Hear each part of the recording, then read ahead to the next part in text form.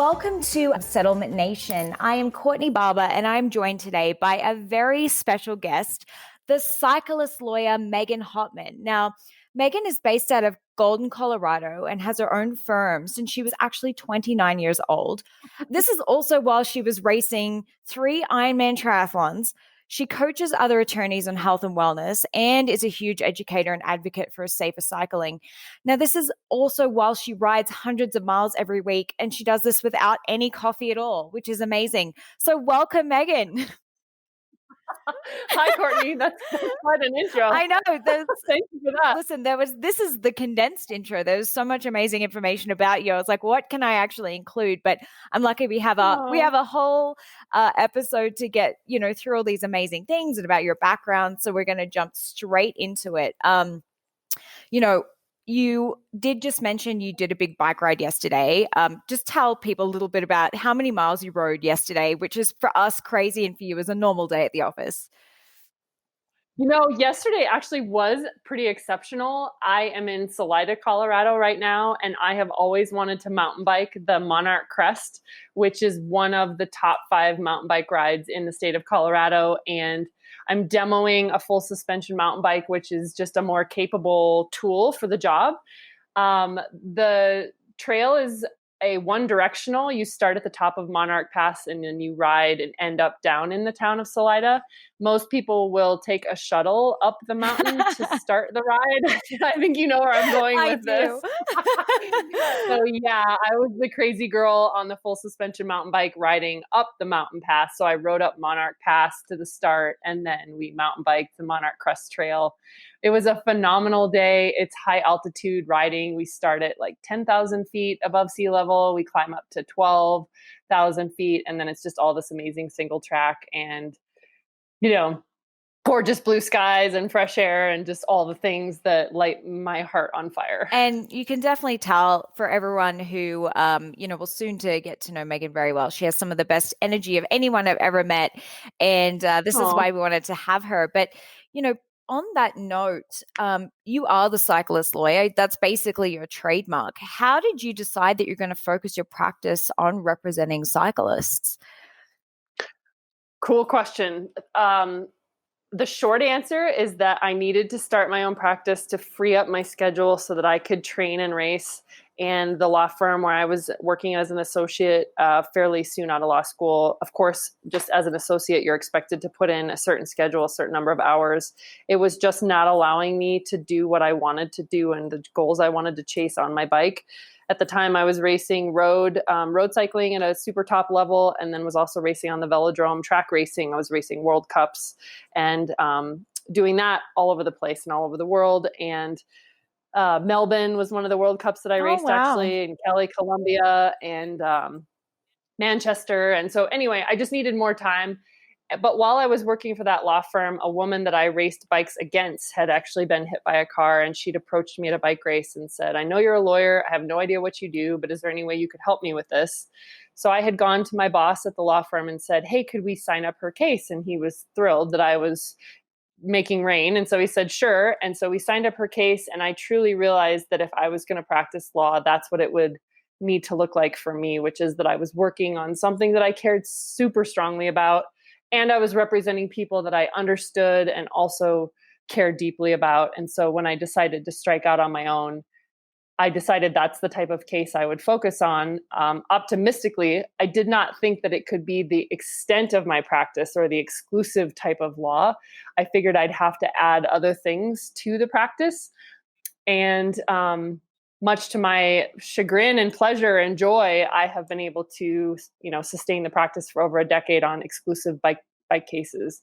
And the reason it's called the Cyclist Lawyer is simply because I was a cyclist and I was a lawyer, and I was a lawyer for cyclists. And so I trademarked myself and set up the website as thecyclistlawyer.com.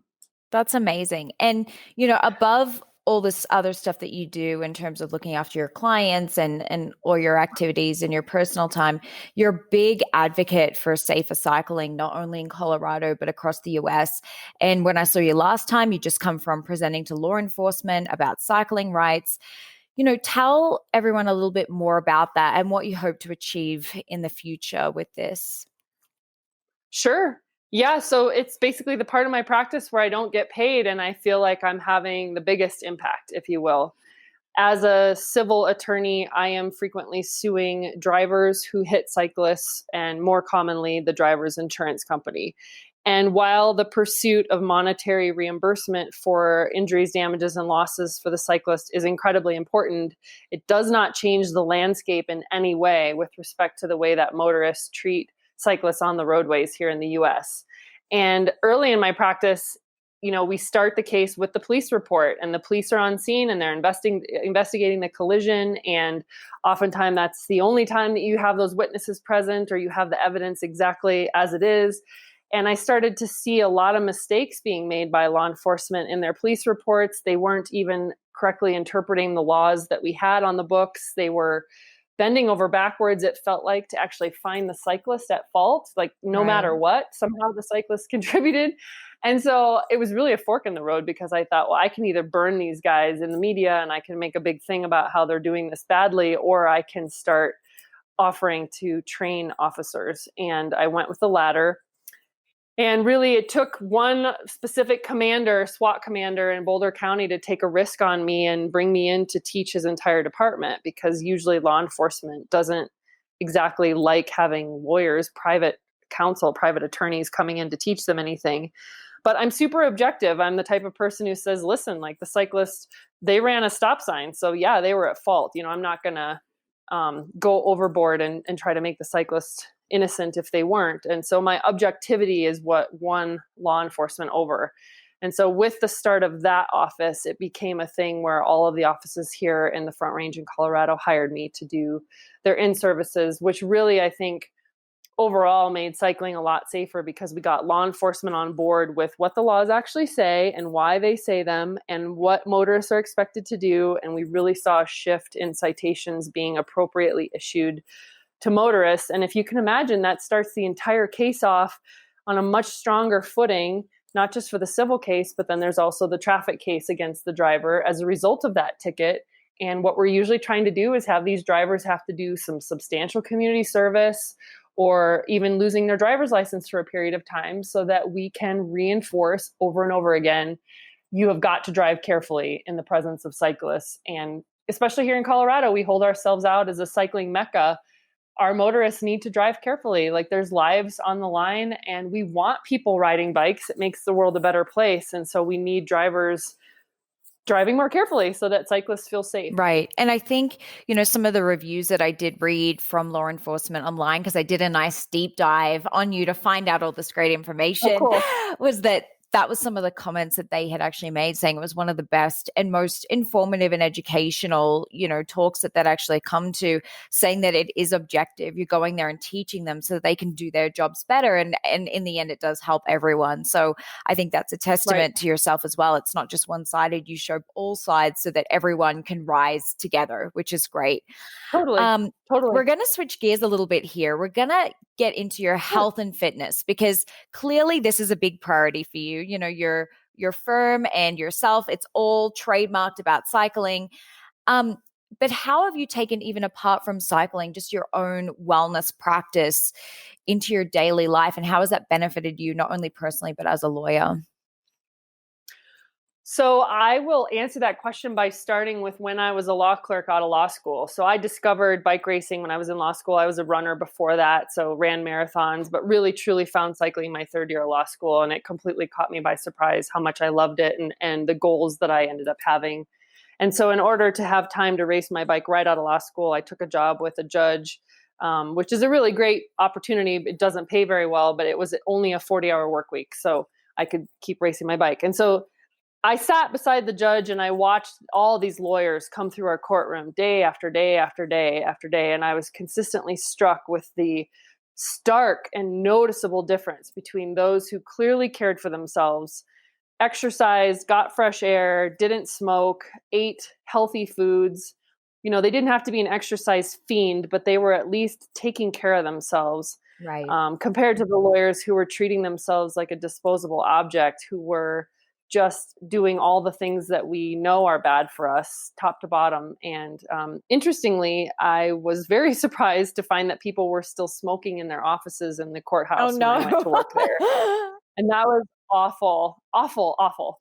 So I actually went on a big crusade to get smoking banned. And, we're not talking that long ago. This was 2004 to 2006, when smoking should definitely have not been part of the landscape inside of a courthouse. But and then that was in Kansas City. And then I moved on to a second judicial clerkship in Golden, Colorado. And again, was struck by the difference between district attorneys who clearly got up and ran before work, and private counsel who clearly, had gone skiing over the weekend, had a little color in their face, had that like outdoor Zen vibe, versus the lawyers you could tell who just were always on their computers, were eating garbage food, were sitting too much, were not moving enough, and they just were destroying themselves. And oftentimes they were blaming it on the profession. Like, oh, I'm so out of shape because I work so much.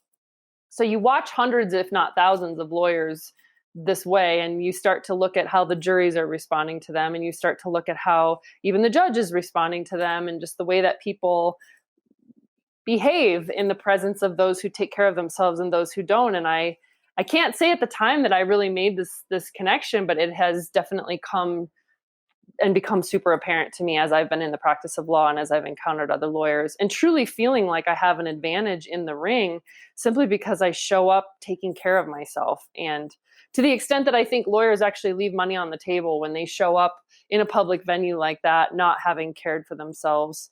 And especially in personal injury, I believe that our secret weapon for our clients really is us. And so if we aren't caring for ourselves, and sadly in the profession of law, alcoholism and drug abuse and just ways of numbing out and trying to avoid the stress are really common. And so we do our clients a disservice when we get into those types of behaviors and patterns, because we're not showing up our best self. And so health is a top priority of mine anyway, because I want to live my best life possible. And I don't think I can do that without good sleep and exercise and good food. But certainly within the context of the practice of law, I feel like I do my clients the best possible service I can, because I show up, 100% ready to go in the ring, and knowing that I've got the endurance to last, and that my mental and physical acuity and strength is, an asset to the equation. I love that. And this is something that I've witnessed as well. And I'm sure you have at the training events that we met at, and looking at other attorneys. Sometimes there's 100 attorneys in the room, and you can really see the big difference between the ones that do, they've been up early in the morning, they've worked out, they've come to the training, they're drinking water, they're looking after themselves, they're drinking tea. And then the other ones who obviously didn't get enough sleep the night before, because of that, come in late, they're looking for coffee, they're eating whatever's available, bad food. And then you see about 2:00, they're nearly asleep, and they can't perform for the rest of the day, let alone meet other people and network and work with each other in cases. So I think that definitely lends to what you're saying about showing up your best self. And it's not just for yourself, it's also for the client as well. Yeah. Yeah. And to your point earlier, you complimented me on my energy, which, by the way, I can't think of a more top level compliment to be paid. So thank you for that. But if you think about when you walk into a room at a conference like that, we are naturally drawn to certain people's energy, and never is it the person who's hungover Yes, exactly. and eating the garbage breakfast. Like, they are not emanating the energy that you are just going to naturally gravitate towards. It is going to be the person that got up early, exercised, and is drinking water, like you said, and is still going strong at 2 and 3 and 4 in the afternoon. And by the way, like, the juries react the same exact way. It's just a different energetic pull. It's like a gravitational force that you just can't look away, and you're just captivated by this person who's just radiating, energy. And that's what I want when I'm in the arena for my clients. The last thing I want is the jury to say, this woman is disheveled. She can't get her words out of her mouth. She is distracted. I mean, she's falling asleep at the counsel table. That would be my worst nightmare. And so, health is definitely a priority not just for my own self, but because of my belief that we do better work for our clients when we're healthy. Absolutely. And leading on from that, and this is probably my favorite question to ask people because I love mornings and I love routines and I love how people set themselves up for success. So with you, tell everyone a little bit about your daily routine. What do you do as a ritual, or you make sure that there's certain non-negotiable things in your day that you do to make sure you're feeling the best that you possibly can? I have a pretty strict morning routine, and it has been the strict, consistent routine for the last couple years. So I quit drinking alcohol back at the end of 2017. And once I got that numbing behavior out of my life and really started to get clear on what the day looks like when I'm not tuned out for some reason or hungover or whatever, I really started to embrace the power of how you start your day. And so books like Own the Day, Own Your Life by Aubrey Marcus or Game Changers by Dave Asprey, you start to look at these people and you say they all have this one thing in common, which is this incredibly strict and repeatable morning routine. And they do it pretty much without fail every morning. So my routine is that I get up first thing and I drink a bunch of water while my dogs are eating. And that's because we dehydrate at night, especially up here in altitude. And so I rehydrate with a bunch of water.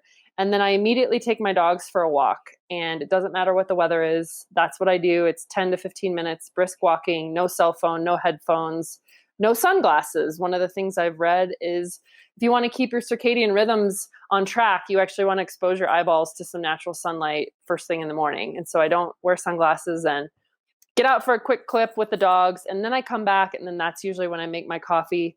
Something that I changed this year back in March is I gave up regular coffee and I've switched to decaf. And so I still have my morning routine around the making of the coffee, but I don't have the caffeine. And what I've noticed is that I'm able to start my day with just the natural energy that I have from sleeping well.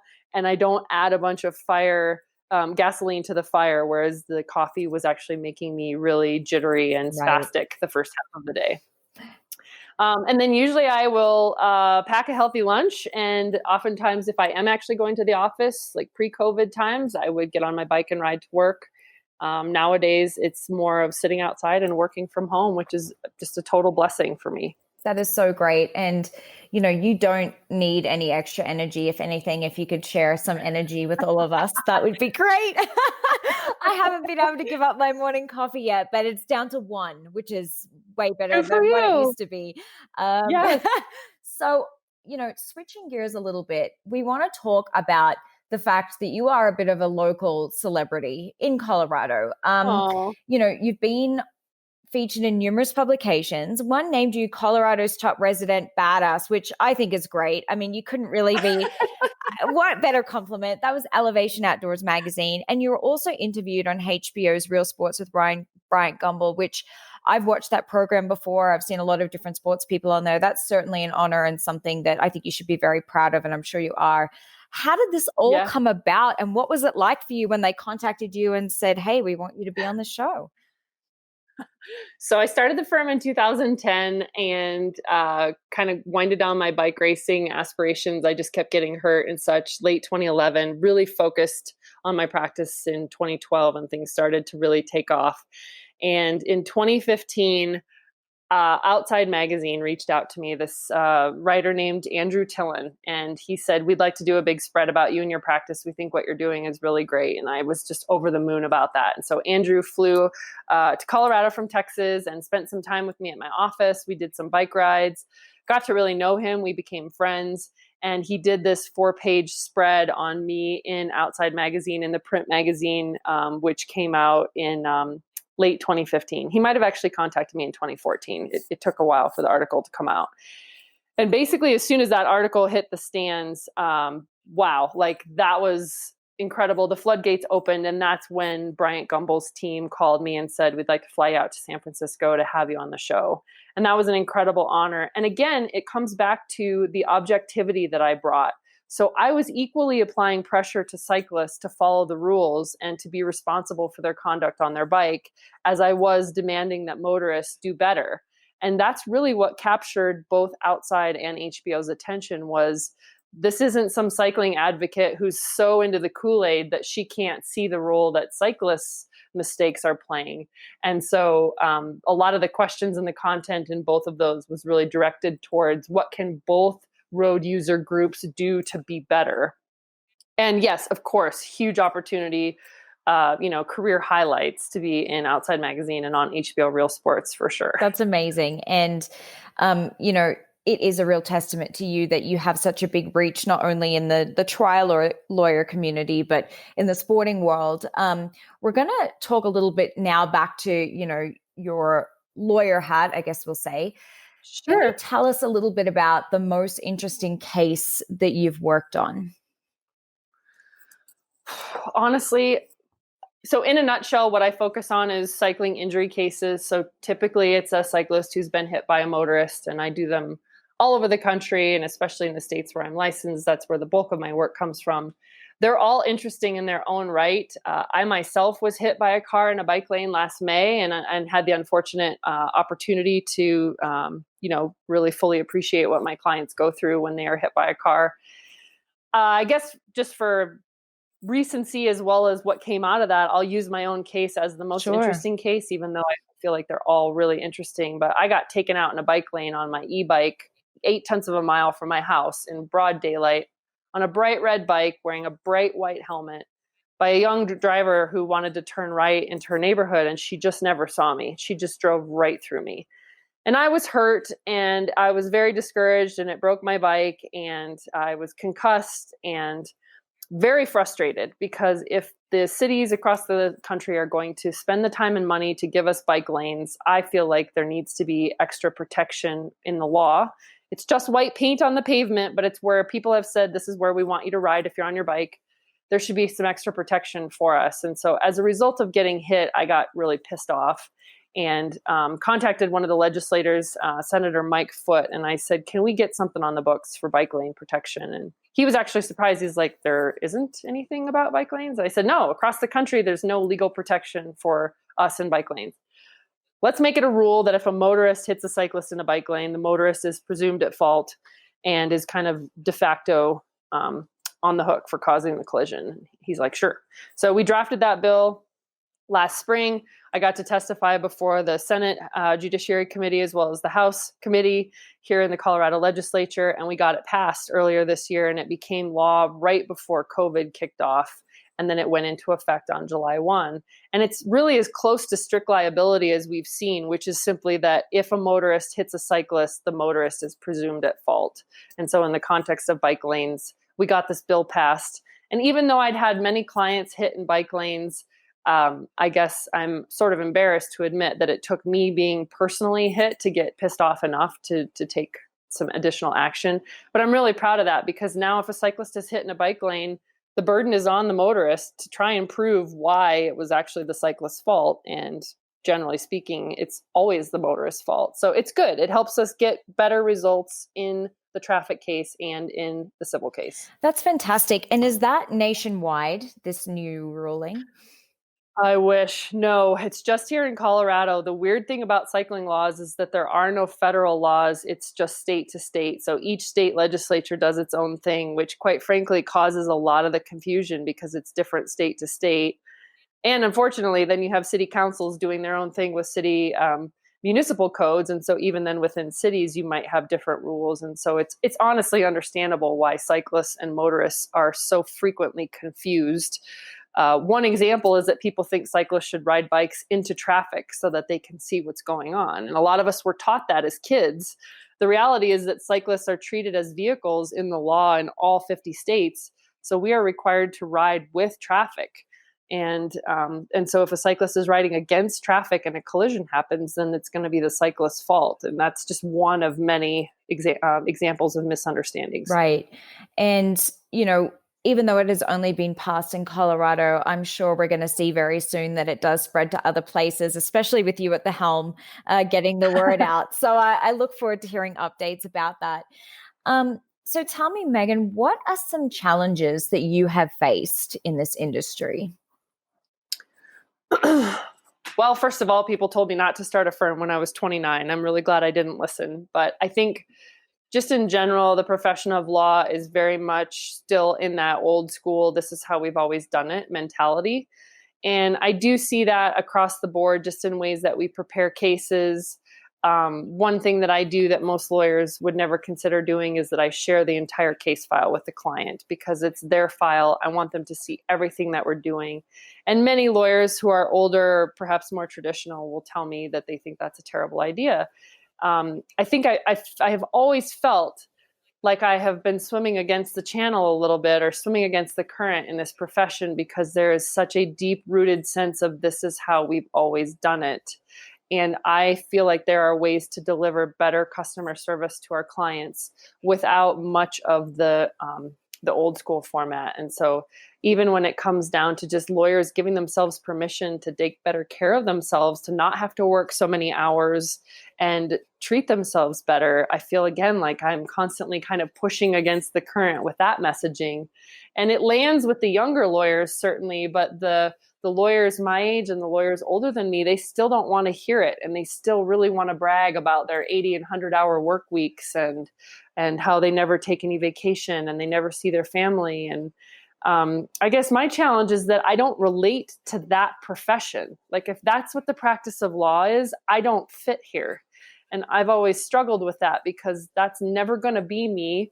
And if that's really what someone wants from their lawyer, they want to hear about how much they've worked and how they don't take vacation and how they worked all weekend. You know, I've always struggled with, if that's what people expect of lawyers, then I don't belong here, because that's not how I want to do life. So I think that there is a shift, and I do believe that the younger generations are going to help. And I think COVID has helped, because it's freed people up to be able to work remotely and do life a little bit differently.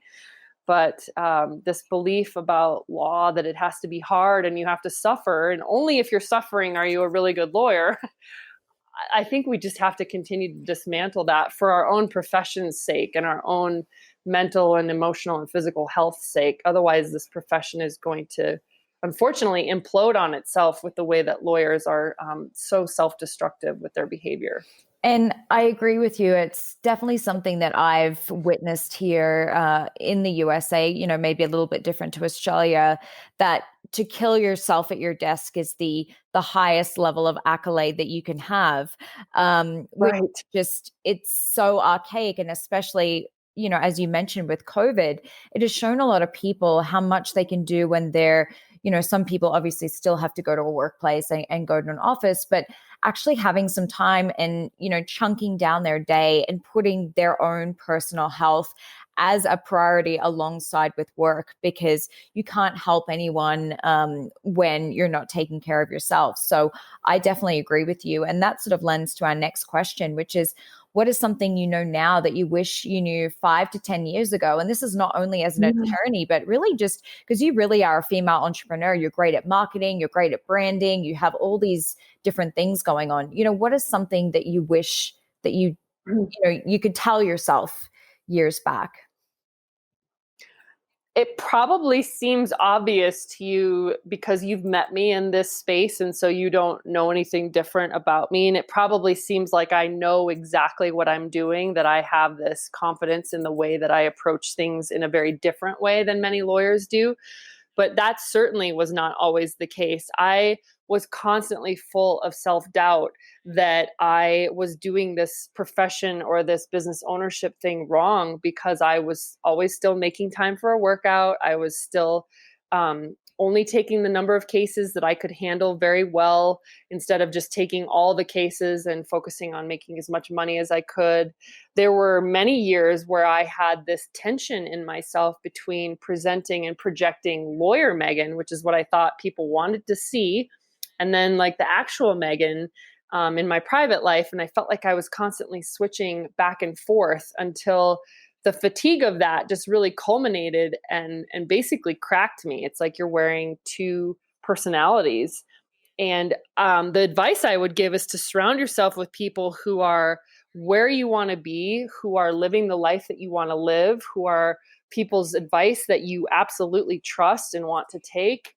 That I have had some incredible mentors, and I've also had some incredible coaches and visionaries, really strong women outside of law, who have seen me and reminded me of my power when I was so down on myself and just thinking, surely there's a reason that no other lawyer is doing this the way I'm doing this. I must have this wrong, even though it feels right to me. I must be missing something.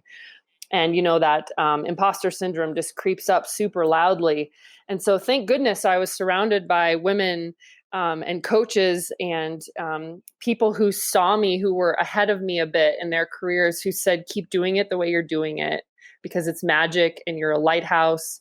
And yes, you're doing it differently than other people are doing it, but it's in a way that's really serving you and serving your clients. And so even just in social media, I just started projecting more of my personal self.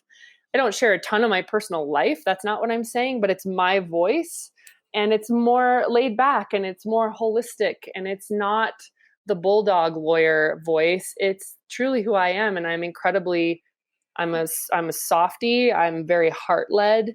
And I used to think that was a weakness. And it took people telling me over and over again, no, that's actually a strength. Like keep going. And if it hadn't been for those people reminding me and encouraging me, I would have probably stayed stuck. So my advice would be surround yourself with people who are strong and can remind you of your strength when you doubt yourself. That is fantastic. And, one of the things I really admire about you and like about you as a person is that you're very authentically you, and you have your own viewpoints, but you don't sway from, your own rituals, your own practices, your own beliefs, how you want to run your life. And I think that's fantastic and something that should be really commended and very inspirational for not only a lot of other trial attorneys, but female entrepreneurs, anyone who, I guess it's hard for us to be able to have all these different identities because everyone does want to put you in a box, but you're definitely showing the world that you can live in many different boxes and you're doing just fine. So, thank you for that. Authenticity is one of my true values, core values. So thank you. That compliment means a lot to me. Absolutely. Now, here's the time you get to give yourself a plug. Where do people get to find more about you? Where do they get to watch your HBO special? Where do they get to contact you? Cool. Well, if you want to watch a really fun video for 21 minutes, we just broke a world record in December. We rode 28 hours on spin bikes, broke the record, and we raised a bunch of money for People for Bikes. And you can find that on our resources page under the videos link on our website, which is thecyclist-lawyer.com. So that's something fun if you want to just pass some time and get super motivated. On Instagram, which is my primary social media, I am at cyclist_lawyer. And you can also just search for Megan Hottman and you'll find me on there. I'm definitely in love with Instagram. I love photos, and you'll find me a little bit on Facebook and Twitter, but Insta's where it's at, in my opinion. So find me on my website or Instagram. Would love to hear from listeners and let us know what they think. Absolutely. Well, thank you so much for your time, Megan. This has been great. Thanks, Courtney. Appreciate it.